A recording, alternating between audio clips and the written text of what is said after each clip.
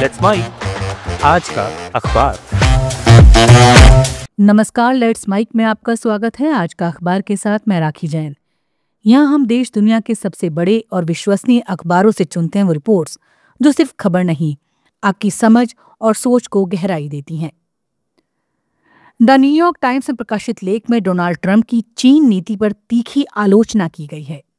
अखबार लिखता है, ट्रंप को जिस लेवरेज यानी प्रभाव की समझ रियल एस्टेट में थी, वही समझ अगर वो जियोलॉजिकल पॉलिटिक्स में दिखाते तो नतीजे अलग होते।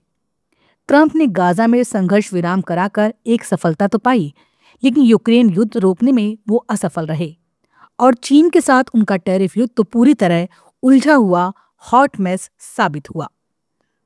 लेख के मुताबिक ट्रंप ने अपने ही बनाए आर्थिक गड्ढे से खुद को बाहर निकाला है। उन्होंने चीनी राष्ट्रपति शी जिनपिंग से मुलाकात को बड़ी जीत बताया, जबकि हकीकत ये थी कि उन्होंने वही पुराना समझौता दोहराया जिसे कुछ महीने पहले खुद तोड़ दिया था। बाजारों ने भी इसे गंभीरता से नहीं लिया। ट्रंप चीन की एक असली चुनौती, उसकी भारी भरकम औद्योगिक उत्पादन नीति को समझ तो रहे हैं, लेकिन उसका जवाब गलत तरीके से दे रहे हैं। अखबार बताता है, चीन की घरेलू अर्थव्यवस्था कमजोर है। लोग खर्च घटा रहे हैं, फिर भी बीजिंग उत्पादन बढ़ा रहा है ताकि बाकी दुनिया में सस्ते माल भेज सके। इस औद्योगिक बाढ़ से बाकी देशों की फैक्ट्रियों पर संकट बढ़ रहा है, लेकिन ट्रंप की टैरिफ नीति बिना किसी रणनीति के हड़बड़ी में बनाई गई है। उन्होंने चीन पर ऊंचे शुल्क तो लगा दिए, पर यह नहीं सोचा कि जवाब में चीन क्या कर सकता है, और चीन ने दुर्लभ खनिजों पर नियंत्रण दिखाकर अमेरिका को झटका दिया। यही वो सामग्री है जिससे इलेक्ट्रिक कारें, स्मार्टफोन, मिसाइलें तक बनती हैं।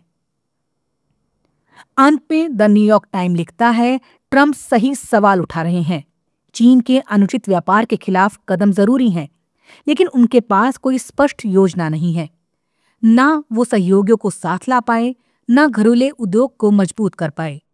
दूसरी तरफ शी जिनपिंग भी खतरे का खेल खेल रहे हैं, क्योंकि अगर दुनिया चीन पर निर्भरता घटाने लगी तो उसका औद्योगिक साम्राज्य भी डगमगा सकता है। अखबार चेतावनी देता है, अगर अमेरिका और चीन के रिश्ते तलाक की ओर बढ़े तो दुनिया उस स्थिरता को बहुत मिस करेगी जो इन दोनों के बीच संतुलन से बनी थी। द गार्जियन में प्रकाशित संपादकीय में इंग्लैंड के हंटिंगडन में हुई ट्रेन स्टैबिंग की घटना के बहाने ब्रिटेन की दक्षिणपंथी राजनीति के रवैये पर सवाल उठाया गया है। अखबार कहता है, जब आम लोग और आपातकालीन सेवाएं एक भयावह स्थिति से निपटने में पूरी हिम्मत और पेशेवरियत दिखा रही हैं, तब कुछ राजनेता और दक्षिणपंथी कमेंटेटर इस त्रासदी का इस्तेमाल अपनी इमिग्रेशन विरोधी राजनीति को भड़काने में कर रहे थे। घटना के तुरंत बाद पुलिस ने 2 अश्वेत ब्रिटिश नागरिकों को हिरासत में लिया, जिनमें से एक निर्दोष निकला और रिहा कर दिया गया।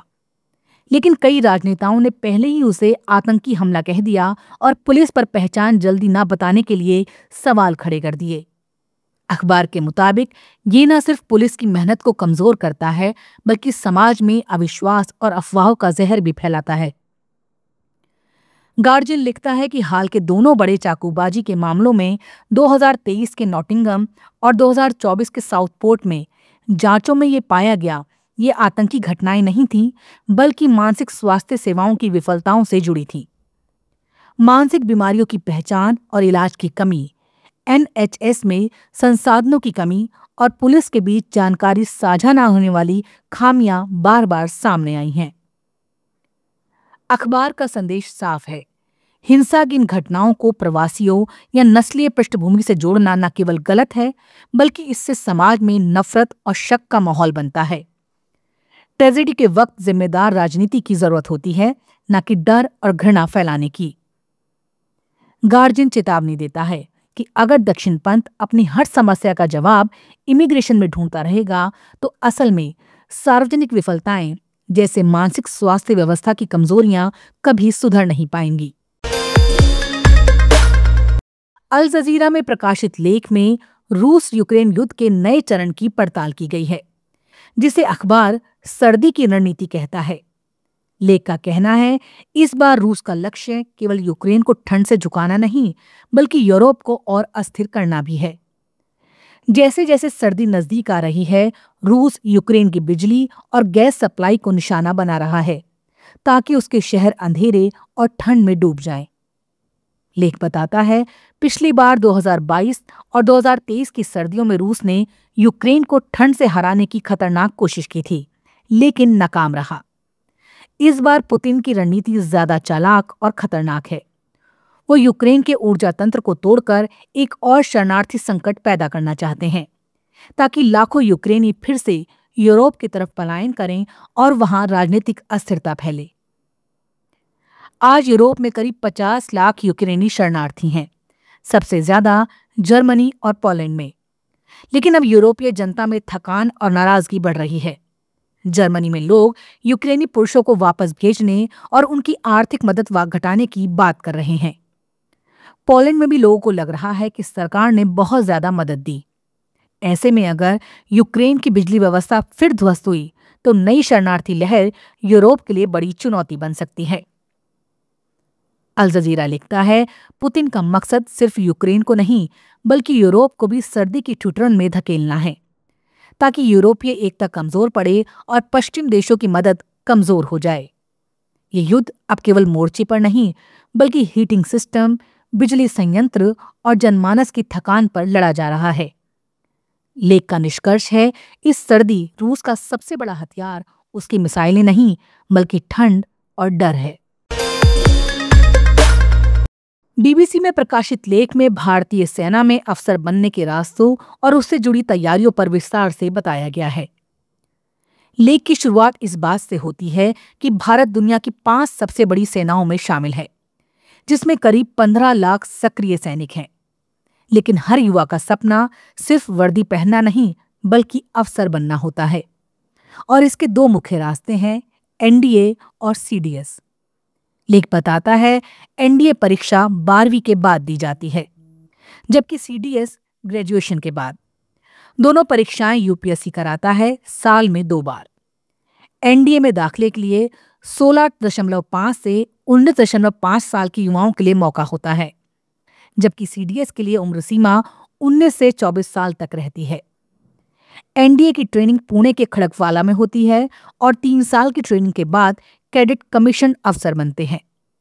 वहीं सीडीएस के जरिए आने वाले अभ्यर्थियों की ट्रेनिंग अलग अलग अकादमियों जैसे आईएमए, आईएनए या एयरफोर्स एकेडमी में होती है। बीबीसी ने पूर्व मेजर जनरल संजीव डोगरा के हवाले से बताया, सेना को सिर्फ पढ़ाकू नहीं, बल्कि जिम्मेदार, ईमानदार और नेतृत्व करने वाले अफसर चाहिए। एसएसबी इंटरव्यू की 5 दिन की प्रक्रिया इसी बात को जांचती है कि उम्मीदवार में ऑफिसर लाइक क्वालिटीज हैं या नहीं।